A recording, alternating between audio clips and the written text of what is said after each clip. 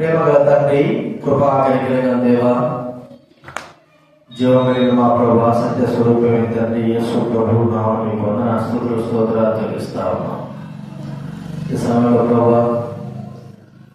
ప్రభా మరి యోగ్యంగా వాళ్ళు చేయడానికి విపాసనకు వచ్చుకుంటున్నాం. ప్రతి మనుషుడు పరీక్షించుకోవాలన్నా తండ్రి, అహంకారంతో, గర్వంతో చెప్పిన మాట వినక, దేవుడి మాటలు లోపడక, ఇంకనూ మేము మీ బలలో చేయవేయాలనండి ధైర్యంతో ముందుకు కొనసాగితే మమ్మల్ని క్షమించండి, క్షమించండి.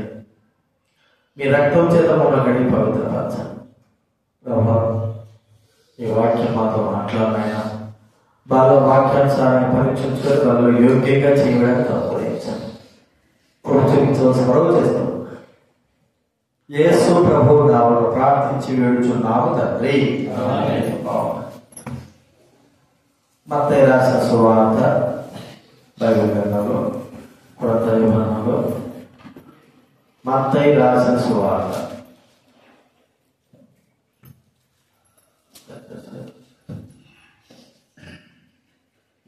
26వ అధ్యాయము 26 నుంచి 30 వరకు మనం మార్చి చదువుకుందాం. మత్తయి రాసిన సువార్త 26వ అధ్యాయం 26 నుంచి 30 వచనాల వరకు మనం మార్చి బైబిల్ వెనక నుంచి 27 కొత్త నిబంధనలు 27. వారు భోజనం చేయుచుండగా యేసు ఒక రొట్టెను పట్టుకొని దాన్ని ఆశీర్వదించి విరిచి తన శిష్యులకు ఇచ్చి, మీరు తీసుకుని తినండి, ఇది నా శరీరం అని చెప్పాను.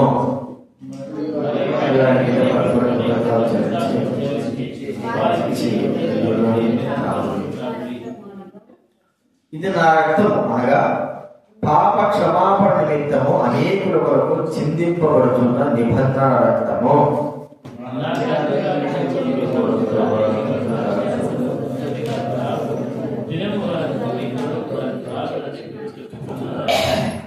అంతట వారు కీర్తన పాడి ఒలీవ కొండకు వెళ్ళేది. అలాగే 1 కొరింథీ రాసిన పత్రిక 15వ అధ్యాయం, కొరింథీయులకు రాసినటువంటి మొదటి పత్రిక 15వ అధ్యాయం 33వ వచనం అందరూ చదువుకుందాం. 1 కొరింథీ రాసిన పత్రిక 15వ అధ్యాయం 33 కూడా కలిసి చదువుకుందాం. బైబిల్ నాగ నుంచి 156, 1 కొరింథీ 15వ అధ్యాయము 33, 156 బైబిల్ నాగ నుంచి. మోసపోకుడి, దుష్ట సాంగత్యము మంచి నడవడిని చెడును. అపోస్తలుడైన పౌలు కొరింథీయులకు రాస్తూ చెబుతున్న మాట ఏంటంటే, దుష్ట సాంగత్యం ఏం చేస్తుందంట? మంచి నడవడిని చెడగలుగుతాం. బాగా తెలుసు, మన ఇంట్లో కూరగాయలు మంచిగా ఆరబెట్టేసుకుంటాం. దాంట్లో ఒక్కటి చెడిపోయేది ఏదైనా ఉన్నా కూడా ఆ ఒక్కటే అన్నిటిని కూడా ఏం చేస్తుంది? చెడగొట్టేస్తుంది. ఉల్లిపాయలు చూసుకున్నా ఏదైనా సరే. మరి అంటే ఒక్కటే కదా అనుకుంటే ఆ ఒక్కటే అన్నిటికీ నష్టానికి కారణం. అది ముందుగానే పాడైపోయినది మంచి దాని మధ్య ఉంటే దాని యొక్క ప్రభావం అన్నిటికీ వెళ్ళి బాగు చేస్తుంది, మరి నష్టపరుస్తుంది. అయితే నీతివంతుడు ఒక దగ్గర ఉంటే ఎట్లా ఉందని చెప్పండి, ఒక మంచి కాయ చెడిపోయిన దాంట్లో ఉంటే ఎట్లా ఉంటుంది? ఈ మంచిది కూడా చెడిపోతాం. మరి ఆత్మీయంగా అయితే ఎలాగా ఉండాలి అని మనం ఒకసారి గుర్తించుకుంటే, మరి మనము ఎక్కడున్నప్పటికీ కూడా చెడిపోయేవారంగా కాకుండా భౌతిక సంబంధంగా, ఆత్మ సంబంధంగా బాగుపరిచే వారంగా ఉండాలి.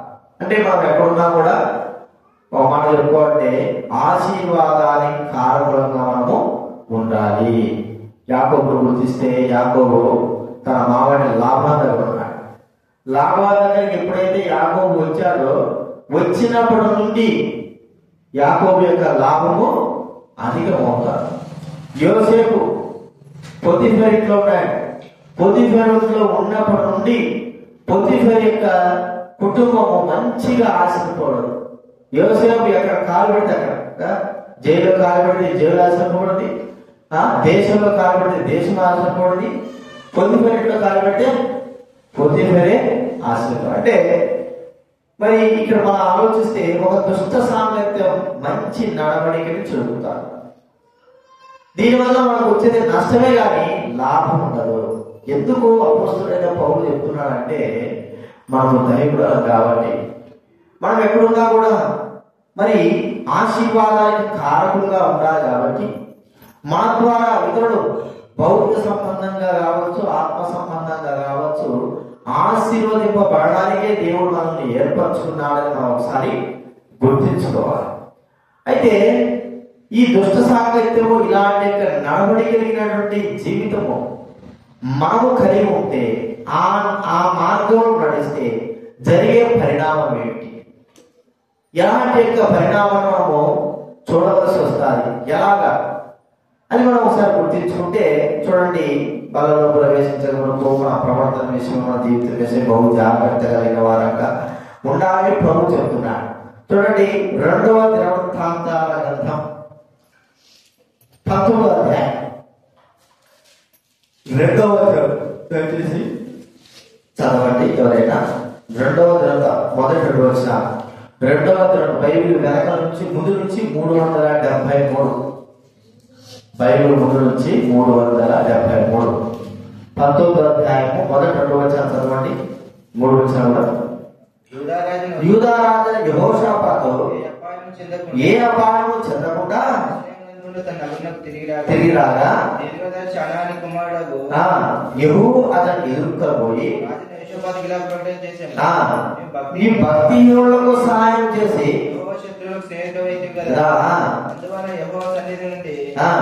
కోపం నీ మీదకు వచ్చినారు.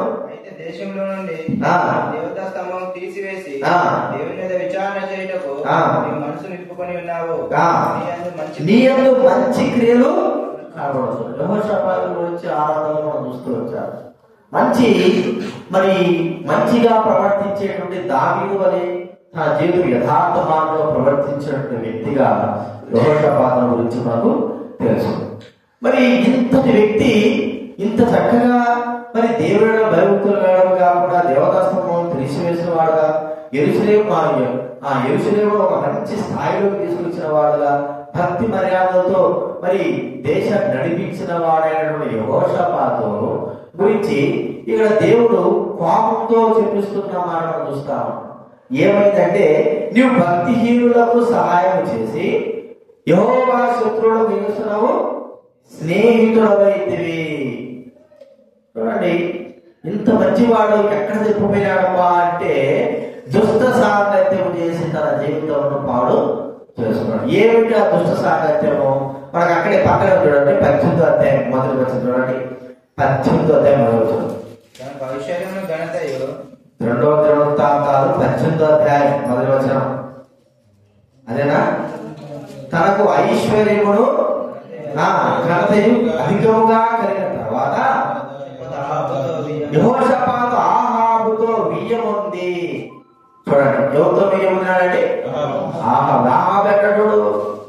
భయంకరమైన దుర్మార్గుడు, మోసగాడు.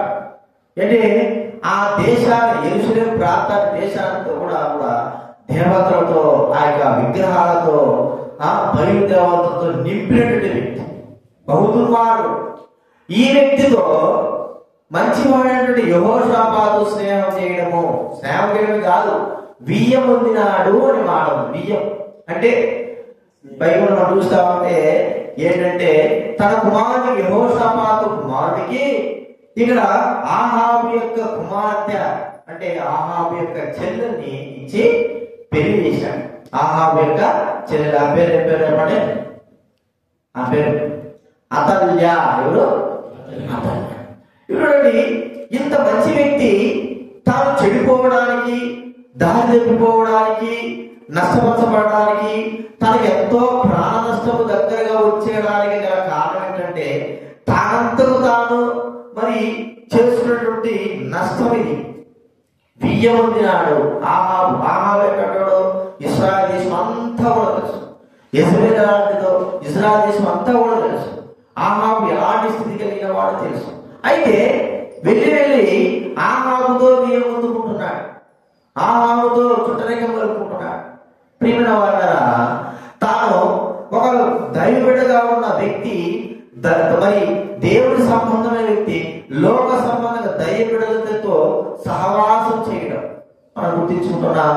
ప్రభు మనం చెప్తా, అపోస్తలుడు పౌలు చెప్తున్నాడు, అవిశ్వాసంతో విశ్వాసికి పొట్టి ఎక్కడ కదండి. 2 కొరింథీ 6వ అధ్యాయం మనం చూస్తే 2 కొరింథీ 6వ అధ్యాయం 14వ వచనం చూడండి.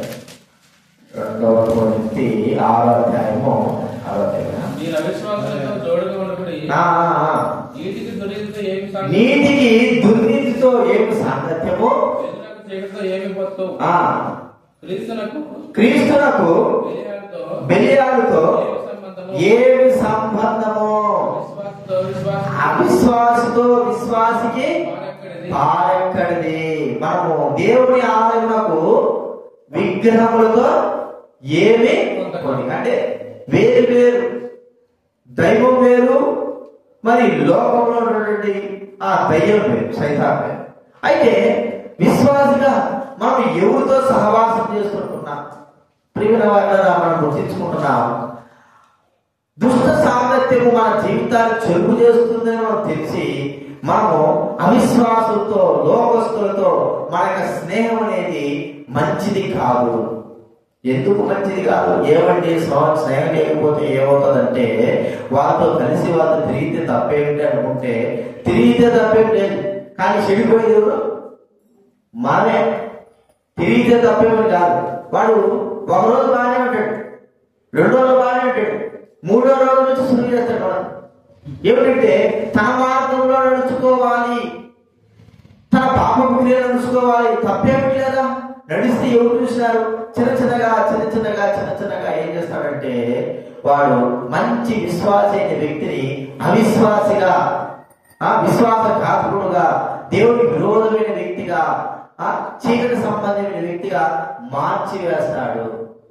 అందుకే తులసిని పెట్టి కొద్దిగా ఉన్నా సరే ఒక ముద్ర వేస్తే అదంతా కూడా మన పాలసు పాలనాయనుకోండి, పాలల్లో మనం ఎంత వేయాలో పెరుగు తోడుగా కొద్దిగా వేస్తాం కదా. ఇంత వేస్తే ఏమవుతుంది? ఎక్కువ వేస్తే పులిసిపోతుంది, పెరిగిపోతుంది కాదు తప్ప. కానీ అది తినడానికి కూడా వీలు లేనంతగా మనకు నష్టం చేస్తారు. భౌతిక సంబంధమైన పదార్థంలో రాకుంటే ఆత్మ సంబంధంగా మనము చేసేటువంటి స్నేహం విషయమై, లేకపోతే మనం నడిచే ప్రవర్తన విషయమై మన యెహోషాపాతు ఎంత మంచివాడు, ఎంత గొప్పవాడు. మరి రాజులలో అలాంటి వాడు లేడు అన్నట్లుగా ఉంది. దావీదు మహారాజు యొక్క ఆ ప్రవర్తన అంతటి కూడా యథార్థంగా ప్రవర్తించిన వాడు, చక్కగా దైవ యొక్క కార్యాలు నడిపించిన వాడు. అలాంటి వాడు పోయి ఆహాబుతో ఏం చేశాడు? వియ్యముంటాడు. వియ్యము అంటే ఏమిటి? ఊరికే స్నేహం తీసడం కాదు, బంధుత్వం కుదుర్చుకున్నాడు. తన కుమారుని, మరి ఆమె యొక్క చెల్లెలు మాట్లాడే వారిని బంధుత్వం కుదుర్చుకున్నారు. సరే, అదేమైనా మంచిగా జరిగిందా అంటే ఏం చెప్పండి? ఈ యొక్క యెహోషాపాతు చనిపోగానే తన యొక్క కుమారుడు చనిపోయిన తర్వాత అతల్య రాజ్యానికి వచ్చింది.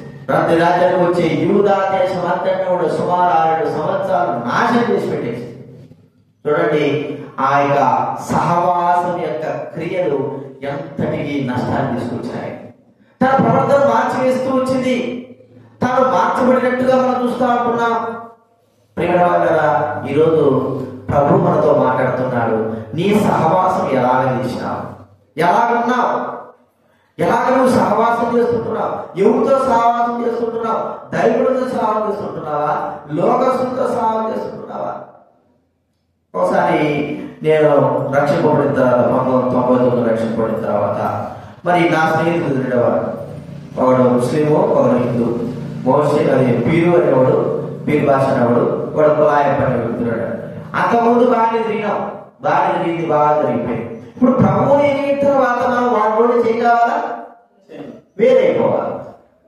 అయితే నేను వారిలో నుంచి వేరు కాకోకుండా ప్రభుని ఎరుగుతూనే, మరి వారితో పాటు తిరుగుతూనే, ప్రభు మధ్య వెళ్తూనే ఉన్నాను.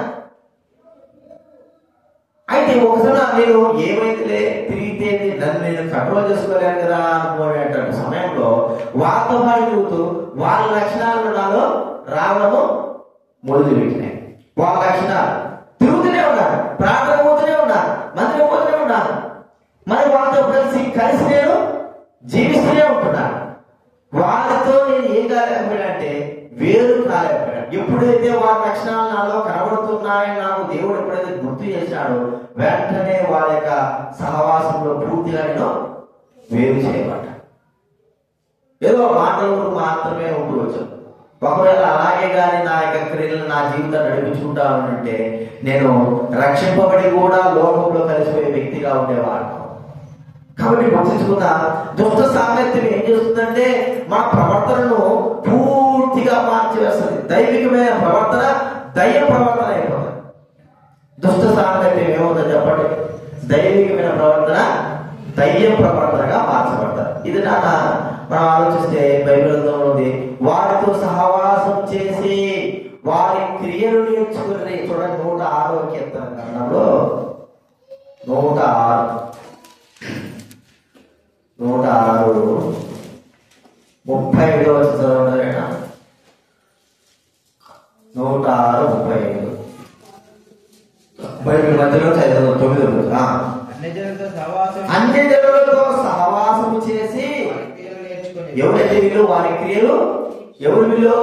దేవుని బిడ్డలు, ఇశ్రాయేలు ఐగుప్తు దేశంలో బయటికి తీసుకొస్తే వీళ్ళేం చేశారంటే వారి మధ్యలో నుండి అన్ని జనుల యొక్క సహవాసం చేశారు. సహవాసం చేసేలా కదా వారి క్రియలు నేర్చుకున్నారు. ఎందుకు ఇశ్రాయేలు 40 సంవత్సరాలు దేవుడు బాధ పెట్టారంటే మొదటి కారణం ఏంటంటే అన్ని జనులతో వారి యొక్క ప్రవర్తన కలిసిపోయింది. అన్ని జనులైన వారు వాళ్ళతో పాటు ఉన్నారు. ఐగుప్తు దేశం నుంచి వచ్చిన తర్వాత కొంత విస్తృత దినం బయటికి వాళ్ళతో పాటు వచ్చేసారు. ఇదే సంతులే అనుకోని కదండి. విడుదల చేసేటప్పుడు ఏమైపోయారు? అందరూ వచ్చేస్తారంటే మేము కూడా వచ్చేస్తామని అందరూ చాలా మంది బాధిస్తులు ఉంటారు కదా, వాళ్ళు కూడా వీరితో పాటు వచ్చేసినారు. అయితే వీరిని ఎక్కడ ఉంచాలో అక్కడ ఉంచుకోకుండా వారితో స్నేహం చేయడం ద్వారా ఇశ్రాయేలు దేవునికి విరోధంగా నడుచుకుంటూ వచ్చారు. వారే నేర్పించాలని అనుకుంటా. సాగండ్రా, కొనగండ్రా, డబ్బు ఇచ్చుకుని అడుగుండ్రా, మాంసం అడగండ్రా, శాప అడగండ్రా, ఇంకేమిటి ఐదేంటి నీళ్ళు ఎవరు చెప్పండి, మీరు ఇంత ఎప్పటి నుంచి నీళ్ళే లేవు మాకు, ఇంతగా తీసుకొచ్చినారు మీరు. ఇవన్నీ వాళ్ళు ఏం చేశారంటే నేర్చుకున్నారు. నేర్చుకునే దేవుని బాధపడ్డారు. మనం కూడా అన్ని చోట్ల సాగు చేస్తే వాళ్ళు ఏం చేస్తారు? మనకు అన్ని నేర్పుతారు. ఏం నేర్పుతారు? ముందుగా పోయినవన్నీ మన పాత స్థితితో మళ్ళా తిరిగి మనం నేర్పుతా వస్తారు. చివరికి మనం ఏం ఎలాగ తయారవుతుంటే మన ప్రవర్తన విషయంలో దుర్మార్గంగా ప్రవర్తించే వారంగా ఉంటాం, దేవుని బాధ పెట్టే వారంగా ఉంటాం. ఎందుకంటే విడిచివేసినటువంటి పాప సంబంధమైంది మనం ఎప్పుడైతే లోకస్తులతో మనం స్నేహం చేసినామో అప్పుడు అవన్నీ కూడా మళ్ళా తిరిగి మనకు రావడం ప్రారంభిస్తూ ఉంటాయి. మన శరీరంలో, మన జీవితంలో అవి కార్యజరుగుతూ ఉంటాయి. ఎదిరింపు స్వభావము, తిరుగుబాటు స్వభావము, చెప్పిన మాట వెనక స్వభావము, వారితో అన్నిటితో కలిసి వారి యొక్క స్వభావిక లక్షణాలు మనం కనబడడం మనం చూస్తూ ఉంటాం. ప్రవర్తనలో ఏమవుతుంది? మనలో ఖచ్చితంగా మార్పు వస్తుంది అని మనం గుర్తించుకోవాలి. ఇది మనం చూసుకుంటున్నాం. అన్నిటితో సహవాసం చేస్తే దుష్ట సాంగత్యం జరిగే ద్వారా జరిగే నష్టం ఏంటంటే మన ప్రవర్తన జీవితం ఏమవుతుంది? పూర్తిగా చెడిపోతుంది. ఎంత మంచిగా ఉన్నా కదా పూర్తిగా చూడండి, స్కూల్లో కూడా పిల్లలు కూడా ఏమంటే బాగా చదువుకునే పిల్లల దగ్గర కూర్చుంటారనుకో చక్కగా వాడు కూడా కొద్దిగా జ్ఞానం తెచ్చుకుంటాడు. సౌలేళ్ళ దగ్గర కూర్చుంటే ఏమవుతుంది? వాడు ముద్దోడైపోతాడు కదా. వాడికి బిల్లు అడిగినా ఎక్కడ కూర్చుంటున్నారు అంటే వాడు ముందే కూర్చోడు. నీ పక్కన కూర్చుంటాడంటే వాడు చదువులేని ముద్దుడే, ఈ రోజు అంటే ముద్దుడు పెట్టున్నాడు. అంటే ఏంటి? మన ఫ్రెండ్స్ మంచిగా బాగుంటుంది, రేపు బాగుంటారా, వస్తున్నావా లేదా అన్ని బాగానే ఉంటాయి. మన చదువు విషయానికి వస్తే వాడు ముద్దోడే వీడు కూడా అదే స్థితిలో అంటే భౌతిక సంబంధం బైబిల్ గ్రంథంలో మాట ఉంది. మనం ఎవరితో సహవాసం చేస్తామో వారి క్రియలు మనం నేర్చుకుంటాము. లోకంతో మన సహవాసం ఏమైపోయింది? మన క్రియలను మార్చి వేస్తారు. ఇది మొదటిగా. రెండవదిగా ఆహాబు జీవితంలో మాట దుష్ట సాంగత్యం చేసిన కార్యం ఏంటంటే చూడండి 2వ దినవృత్తాంతాలు 18వ అధ్యాయం 10వ వచనం. ఆజ్ఞలను వ్యతిరేకంగా చేస్తారు. దుష్ట సాంగత్యం ద్వారా జరిగేటువంటి నష్ట పరిణామాలు చూడండి. 2వ దినవృత్తాంతాలు 18వ అధ్యాయం 10వ వచనం. తనకు ఐశ్వర్యమును ఘనతయు అధికంగా కలిగిన తర్వాత ఆహాబు చేశాడండి, బియ్యం వదిలాడు. బైబిల్ అంతా చెప్తా ఉంది, దేవుని ఆజ్ఞలు చేశాడు, వ్యతిరేకించిన వాడు. అదే మరి నీవు అన్ని జనులైన వారిని వివాహము చేసుకోకూడదు. వారితో నువ్వు నీ కుమార్తెను నీ కుమార్తెను మీరు ఇవ్వకూడదు. చూడండి ద్వితీయోపదేశకాండం 7వ అధ్యాయం, ద్వితీయోపదేశకాండం 7వ అధ్యాయం 3వ వచనం. 7వ అధ్యాయం 3వ వచనం, ద్వితీయోపదేశకాండం 7వ అధ్యాయం 3వ వచనం. నీవు వాడితో బియ్యం అనకూడదు, వాని కుమారుడికి నీ కుమార్తె ఇయ్యకూడదు, నీ కుమారునికి వాని కుమార్తె పుచ్చుకోకూడదు. నన్ను అనుసరింపకుండా ఇతర దేవతలు పూజించినట్లు నీ కుమారుని వాడు మళ్ళించుదురు. ఇది నన్ను అనుసరింపకుండా ఇతరులను ఏం చేస్తారంట? మళ్ళిస్తారు. మనకు తెలుసు సొలొమోను గురించి గుర్తిస్తే సొలొమోను ఏం చేశాడు చెప్పండి? తను వివాహం చేసుకుంటూ వచ్చాడు. ఎవరిని? ఇశ్రాయేలు కాదు. లోకంలో మొట్టమొదటి సొలొమోను భార్య పేరు ఏం పేరు అంటే భార్య కాదని సొలొమోను మొట్టమొదటి ఎవరు వివాహం చేసుకుంటాడు? మొట్టమొదటి ఎవరు వివాహం? రాయబడిన మాట, ఐగుప్తు యొక్క రాజు కుమార్తె వివాహం చేసుకుంటాడు. తర్వాత అమ్మోనీయుల రాజు వారి కుమార్తె, ఇంకా ఎంతో మంది అన్య జనులైన వారి యొక్క కుమార్తెను ఏం చేశాడు? సొలొమోను వివాహం చేసుకున్నాడు. దేవుని ఆజ్ఞను ఏం చేస్తున్నాడు? వ్యతిరేకిస్తున్నాడు. చివరికి ఏమైపోయింది? వివాహం చేసుకున్నాడు కదా, తనకి ఇంత జ్ఞానం కలిగిన వాడు ఏమయ్యాడంటే పూజ చేయడము మూలివి, దేవతల్ని బొమ్మల్ని ఏది బయలు దేవతలు పూజ చేయడం మొదలుపెట్టి. కారణం ఏమిటి? తాను అంత జ్ఞానం కలిగిన వాడు కదా, దేవుని ఆజ్ఞను తిరస్కరించాడు. ఎప్పుడైతే అన్యులతో సహవాసం చేయడం జరుగుతుందో వెంటనే వారితో కలిసిపోవడం మనము ప్రారంభిస్తాము. దేవుని ఆజ్ఞను తిరస్కరించాడు. మన బాగా తెలుసు, సంస్థల గురించి బాగా తెలుసు. దేవుడి చేత మరి ప్రత్యేకింపబడిన వాడు, నాదులు చేయబడిన వాడు. చెప్పిన వాళ్ళు ఆయన మనం ప్రత్యేకం ఉండాలా, మనకు ఫిలిప్తీయులతో వద్దురా ఆయన అంటే పోయి ఫిలిప్తీయుల కుమార్తెలు ఒక అమ్మాయిని చూశాడు, దాన్నే పెళ్లి చేసుకుంటాడు. సరేలే పోవాలి చెప్పిన వాడు ఇలా ఎంత నష్టమైంది చెప్పండి, ఎంత నష్టమైపోయింది. ఆ పరిస్థితుల్లో ఫిలిప్తీయుల్లో ఎంతమంది చంపినాడో చెప్పడానికి. చివరికి ఆ యొక్క క్రమం అంటే ఆ ఆజ్ఞను అతిక్రమించేటువంటి పద్ధతిలో వెళ్తూ చివరికి మరి తాను ఒక పాప సంబంధమైన స్త్రీ చేతులు చేరుకున్నాడు. ఏమైపోయింది? ఆమె గుండు కొట్టించింది, కళ్ళు కూడా పీకేసింది. ఎంత దౌర్భాగ్య స్థితిలోకి వెళ్ళిపోయాడు చెప్పండి. ఎంత చిన్న తప్పు అంటే దేవుని ఆజ్ఞను మనం ఎప్పుడైతే మనం శిరసావించి నడుచుకోలేకపోతామో చివరికి మనం కలిగే నుండి ఆ దౌర్భాగ్య స్థితి అంతే. ఎందుకంటే నష్టంలోకి వెళ్ళిపోతాం. దేవుని ఆజ్ఞను తిరస్కరించడం. అందుకే దైవబడిన వారు చెప్పేది అంటే దైవబడిన వారిని వివాహం చేసుకోవాలా, వారితోనే బియ్యం ఉండాలా, వారితోనే ఉండాలా. లోకస్తులైన వారితో మనం వివాహం చేసుకున్నారనుకో ఎవరైనా సరే వారిని మార్చిపారేస్తాం. చివరికి మనము దేవుడికి దూరమయ్యే స్థితిలో కూడా తీసుకొచ్చే వారిగా చూస్తాం. ఎంతో మంది ఎన్నో కుటుంబాలను చూస్తున్నాం. వారిని ఎంత నష్టపరిచినారంటే అంత నష్టపరిచారు. కారణం ఏంటి? వారు నడిచిన మార్గము అలాంటిది. దేవుని ఆజ్ఞకు వ్యతిరేకంగా నడిస్తే జరిగే పరిణామము అలాగే ఉంటుంది. యెహోషాపాతు ఏం చేశాడు? ఆహాబుతో ఏముందినాడు. ఎందుకు ఏముంటారు? ఆహాబు తెలుసు కదా, తన కుటుంబం గారు తెలుసు కదా, ఆహాబు యొక్క కుటుంబము ఎలాంటిది తెలుసు కదా. ప్రియుల వారు అన్యజన్య సంబంధమైనటువంటి స్థితి కలిగిన వాడు ఆహాబు. అలాంటి వారితో తీసిపోయి తన కుమారుడికి ఇచ్చి పెళ్లి చేసినటువంటి సందర్భం వచ్చింది. అంటే దేవుని ఆజ్ఞను వ్యతిరేకించినటువంటి వ్యక్తిగా చూస్తా అనుకుంటున్నాం. మనకు అర్థం కాకపోవచ్చేమో కానీ ఏముంది కలిసి ఉంటే అనుకుంటాం కానీ ప్రత్యేకమైన జీవితం మనం ఎప్పుడైతే జీవించలేకపోతామో చివరికి మనకు వచ్చే నష్టం మనమే భరించాలి.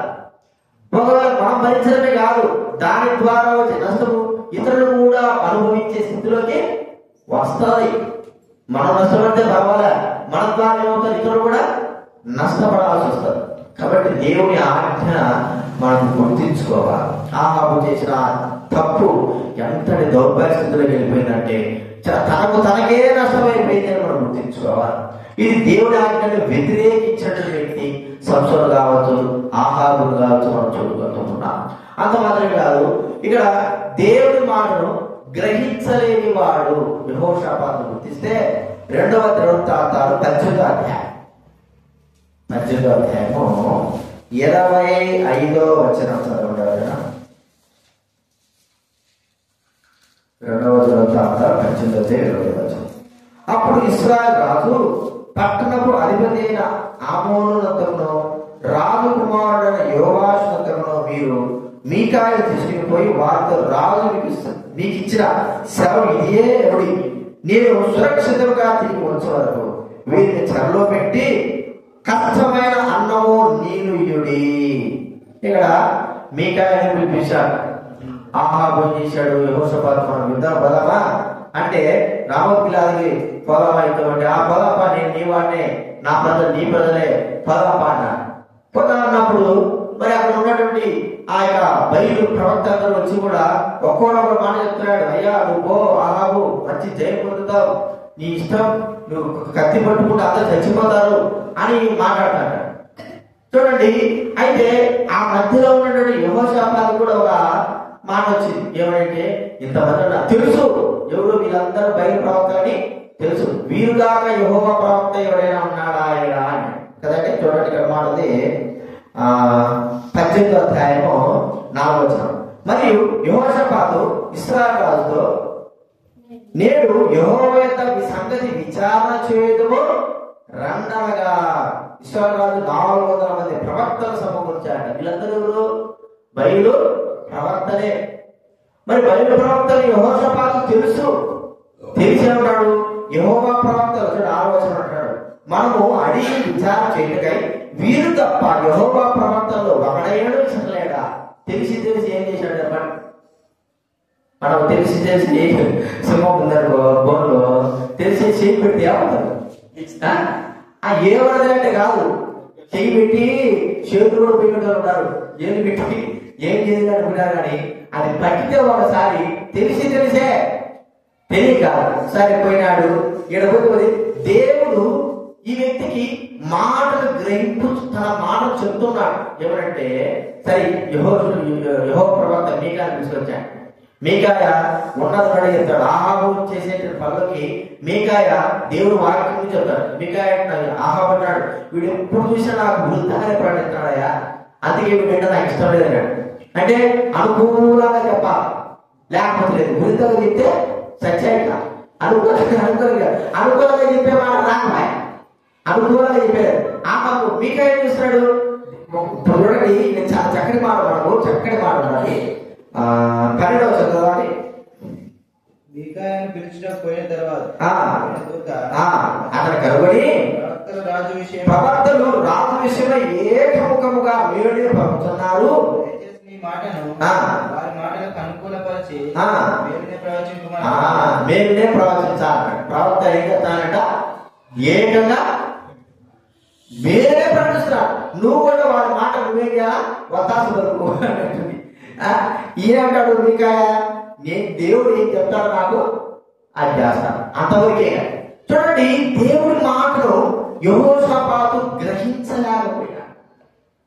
దేవుడు చెప్పాడు, అక్కడ వచ్చాడు. యెహోషాపాతు వచ్చిన తర్వాత అన్నాడు, రాజా నువ్వు పో. ఎవరికి? యెహోషాపాతు అంటాడు, నువ్వు మాత్రం పో, జయం పొందుతావు. ఏమవుతా చెప్పండి, చచ్చిపోతావు, నీకు ఇష్టం చెప్తున్నాను. గొర్రెలేని కాపులాగా ప్రజలు చెదిరిపోతారంటే అప్పుడు ఆహాబడు చూసినావా, ఇప్పుడు నా గురించి ఏం ప్రకటించాడు, మేలు ప్రకటించడానికి 400 మంది శబ్దానికి వీడు ఒక్కడు ఏం చేశాడు చెప్పండి. అబద్ధాలు చెప్తున్నాడు. ఏం చెప్తున్నాడు? కనీసం నువ్వు బతుకుతావు కూడా చెప్పడం లేదు. జాగ్రత్తలు పోతే సస్తావు, అందరూ వెళ్ళిపోతారని చెప్తున్నాడు. అంటే కారణం దేవుడు యెహోషాపాతుకు బుద్ధి ప్రవేశాలు, జాగ్రత్తలు, ముందు మర్యాదలు పోరాసామే అని చెప్తున్నాడు. వీడెట్టా సస్తాడు, ఎక్కడ ఆహాబు సస్తాడు, నువ్వు తప్పించుకో అని. వెళ్ళకపోయానే వింటాడా చెప్పండి? ఏదైనా మంచి చెప్తే మనం వింటామా? మంచి చెప్తే మాత్రం ఎందుకో నష్టము మనకు దెబ్బపడేంత వరకు మనం ఎప్పుడు కూడా మంచి చెప్తే విన్నాడు. చెప్పినా కూడా ఇలా సరే ఆ మాటను గ్రహించలేకపోయినాడు యెహోషాపాతు. ఎందుకు దేవుడు మాటను గ్రహించలేకపోవడానికి గల కారణం ఏంటి చెప్పండి? యెహోషాపాతు ఆహాబుతో స్నేహము చేయడమే దీనికి కారణం. సరే అయిపోయిన తర్వాత ఏం చేశాడంటే మన బాగా వచ్చి యెహోషాపాతు అంటున్నాడు, ఆహాబు ఎంతటి మాట్లాడంటే బుద్ధిగా ఉండద్దు. మనిషికి మంచి చెప్తా ఉంటే బుద్ధి కూడా మనిషిలో ఏమవుతుంది చెప్పండి? తగ్గిపోదు. యెహోషాపాతు బాధపడ్డాడు, నేను నా వస్త్రాలు వేసుకోకపోతాను, మారు వస్త్రాలు వేసుకోపోతా, నువ్వేం చేయాలి చెప్పు చెప్పాలా? రాజవస్త్రాలు తెలుసుకోపో, నువ్వు రాజుగానే ఉండు, నేనేదో ఆ సైనికుల్లాగా పోతా అన్నాడు. ఈయన ఈ కొద్దిగా గుర్తుకుంటుందా? నేను పోతే నన్ను సస్తాను కదా, నువ్వు తప్పించుకున్నట్టు నన్ను ఇచ్చుకున్నాక ఏంటంటే దేవుడు మాటలు గ్రహింపు లేనటువంటి వ్యక్తిగా చెప్పాడు. చూడండి వెళ్ళాడు, క్యాక వేసాడు. ఎందుకు ఆ తిప్పలు చెప్పండి? రాజవస్త్రాలు వేసుకోవడం ఎందుకు? అందరూ సుట్టుకున్న తర్వాత గుర్తుకొచ్చింది, ఎవరైనా నన్ను సంపాదనకు వచ్చారా అనుకున్నాడు, క్యాకలు వేసాడట. మరి ఆహారం గురించి అప్పుడు ఆలోచించాడు, ఎవరైనా నన్ను ఇరికించాలి, నువ్వు నన్ను ఏం చేశాడు? నువ్వు ఇప్పుడు నన్నేమో రాజవస్త్రాలు తీసుకోమంటే నువ్వేమో మామూలు వస్త్రాలకు ఎక్కడో సైన్యం దూరేస్తుంది. నన్ను ఈ వస్త్రాలు చూడగానే ఏం చేశాను? అందరూ సంపడాలు చుట్టుకున్నారు. ఇక దేవుడు తప్ప ఇక తనకు ఎవరు జ్ఞాపకున్నారు? దేవాలయంలో గల ప్రభు దేవుడు తనకు సహాయం చేశాడు. చూడండి, దేవుడు మొదటగానే మనం చేసే స్నేహాన్ని బట్టి మనకు వచ్చేటువంటి ప్రమాదాలు గుర్తించి దేవుడు దైవం ద్వారా ఏదో ఒక మనం ఏం చేస్తాడు? గుర్తు చేస్తాడు.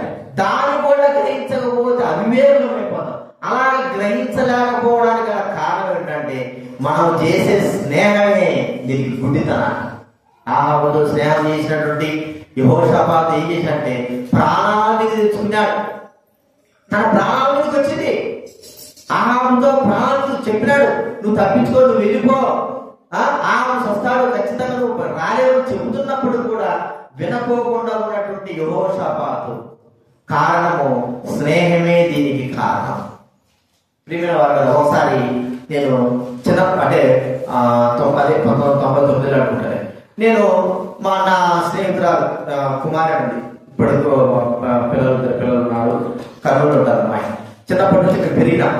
ఆ అమ్మాయికి ఇంటి పక్కనకి గొడవ ఎంత స్నేహితురాలు కదా, ఆ అమ్మాయి పోయి పోలీస్ స్టేషన్కి కేసు పెట్టుకున్నాను.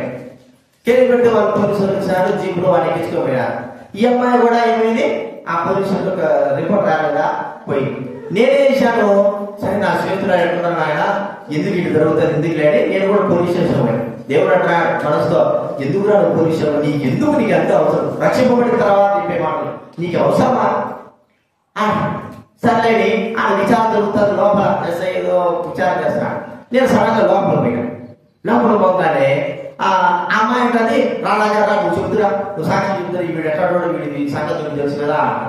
పక్కన కానిస్టేబుల్ నుండి నువ్వు ఎక్కడి నుంచి వచ్చినా నా ఇక్కడి నుంచి వచ్చా, నీకెందుకు రా కూడా బాగా అంతే అంటే మా బతికించాడు కదా అని నేను బయటకు వచ్చేసిన. ఒకవేళ నేను కదా అడుగు తింటే సాక్షి పెట్టి ఇద్దరు అదే లైన్ లో అందరూ ఇద్దరు స్నేహం చేసే వాళ్ళమే, వాడికి వ్యతిరేకంగా చెప్తే వాడే చెప్పాడు చెప్పండి, ఇటు చేశాడు. ఇప్పుడు కాకపోతే ఇప్పుడే నా మీద ఏం చేస్తాడు అంటారు. అది దేవుడు ఏం చేశాడంటే పోలీసు వారు నీకు ఎందుకు రైంది పో బయటకు పోవాలి అంతే. బయటకు వచ్చేసా. నాకు చెప్తుందేంటి, అదే నేను వినకోకుండా ఆ స్వరం కూడా వినకోకుండా నేను అక్కడే ఉంటే నా స్నేహితురాలు న్యాయం చేయాలని ఉంటే వాళ్ళతో నాకేమొచ్చేది చెప్పండి, తిప్పలు వచ్చేది కదా. ఎంత తిప్పాలంటే చెప్పడానికి వీటి గుర్తించుకోండి. ఆహాబు దేవుడి మాట కూడా గ్రహించలేక దరిద్రుడైపోయినట్టుగా మనం అనుకుంటున్నాం. ఎందుకంటే చేసే స్నేహం అలా. కాబట్టి ఒక్కోసారి దేవుడు మనం మాట్లాడుతూ ఉంటాడు, మనతో కూడా విమర్శిస్తూ ఉంటాడు, ఇది వద్దు మనకు వద్దు, ఈ పరిస్థితి వద్దు అంటా ఉంటే మనం చేసిన స్నేహాన్ని బట్టి ఆ మాటలు విలువకోకుండా మనం చూస్తూ ఉంటాం. దేవుడి మాటను గ్రహించండి. దేవుడి మాట మనము గ్రహించలేకోకుండా చెవిటి వాడమైనట్లుగా గుడ్డి వాడమైనట్లు మనం చేస్తాం. అందుకే దుష్ట సాంగత్యము మంచి నడవడికలు చెడుపుతాది. దుష్టులతో సాంగత్యం చేస్తే దేవుడి మాట గ్రహించలే, అది కూడా గుర్తించుకోవాలి. అది మనం ఆ దేవుడు మాటను గ్రహింపు లేని వాడుగా ఉంటున్నాడు. చివరిగా మనం చూస్తా ఉంటే యెహోషాపాతుకి ఎంత నష్టం జరిగిందండి. ఎంత నష్టం జరిగిందంటే అవమానపాలయ్యాడు. రాజు యుద్ధంలో వెళ్ళిన తర్వాత సచ్చినా బతికినా అని ఉండాలి కదండి. ఏం చేశాడు రాజు? పారిపోయి కేకలేశాడు, రక్షించడే. ఏం చెప్పాలి? యుద్ధంలో వెళ్ళిన తర్వాత సంపాదన రాస్తుంది, లేకపోతే సంపాదన చూడు సౌలు ఏం చేశాడు చెప్పండి.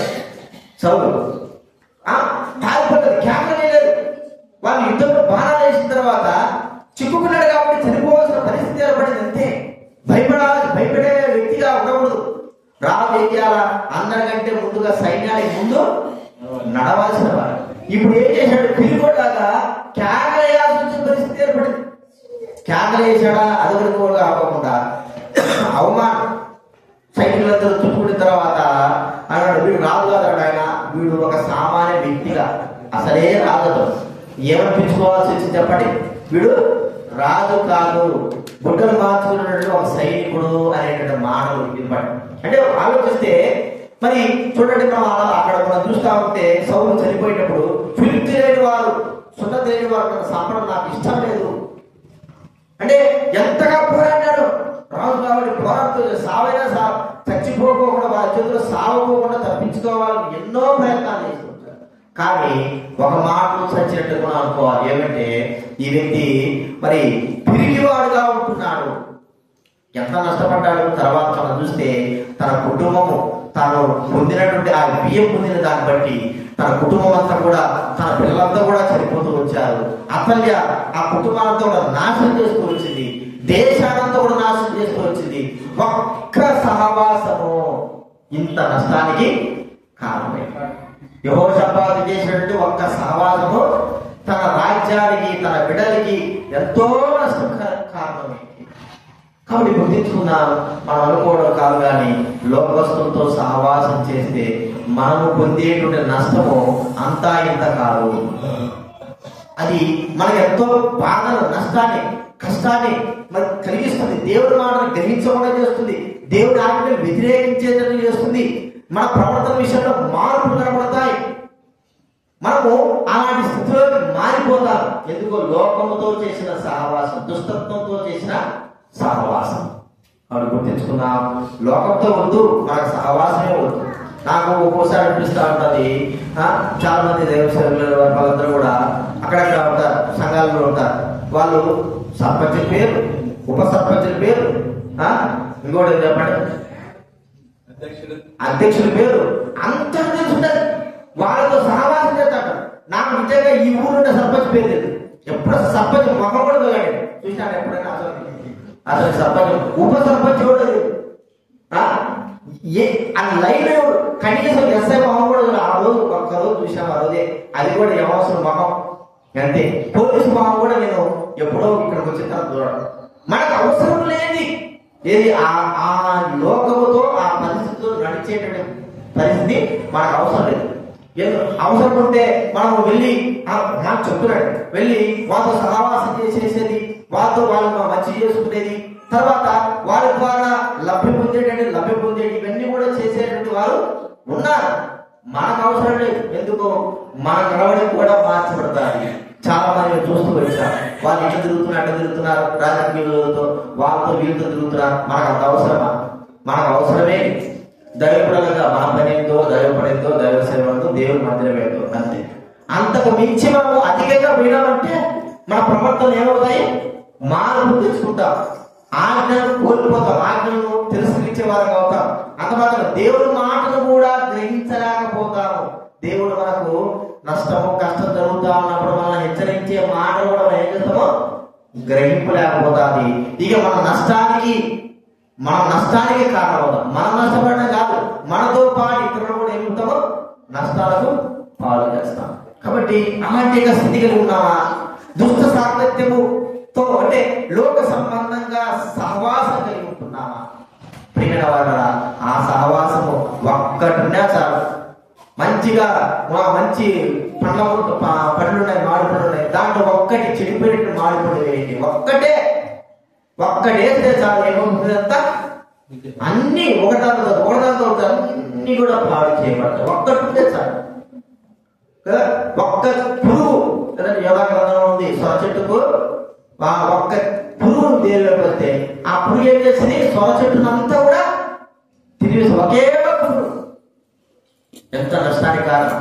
కాబట్టి ఆ ఒక్కడి కూడా మనలో ఉండకూడదు, బహు జాగ్రత్తగా ఉండాలి. ఎందుకంటే నష్టపరచబడడానికి సాతాను అనేకమైన విధాలుగా మన మీద దుష్ట ప్రభావం చూపిస్తూనే ఉంటాడు. మనం ఏమనుకుంటాం, నా వల్ల ఏమవుతుంది, నేను చేయగలండి, నాకు నేను తట్టుకోగలండి, జయించగలను అనుకుంటాం. కానీ నష్టపడుతున్నాము, మరి మనం ఓడిపోతుంటున్నాము, మనం నష్టానికి కారణం అవుతుంటున్నాము, దేవుని మాట వెళ్ళకపోతున్నాము అని మనకు అర్థం కాకుండా ఉంటారు. చివరికి ఏమవుతుందంటే ఎంతో నష్టపడతాం. కాబట్టి గుర్తించుకున్నా ఆ విషయాలు మనం గుర్తుపెట్టుకుని మన జీవితాన్ని ప్రభువుకు అర్పించుకొని దైవంతో, దేవుడితో, దైవుడితో ఒకవేళ దైవుడితో సహవాసం అంతగా చేయకపోయినా దేవుడితో అత్యధికమైన సహవాసం మనం కలిగి ఉండాలా. అది మనకు దేవుడు ఇచ్చినాడు, ప్రార్థన ఇచ్చినాడు, రెండోగా దైవ వాక్యం మనకు ఇచ్చినాడు, దైవ మీటింగ్లు ఇచ్చినాడు, దేవుడు కార్యాలు ఇచ్చినాడు. ఇవన్నీ మనం గుర్తించుకుని యాదవ్ మనం గుర్తించుకుని ప్రార్థన చేసుకుందాం.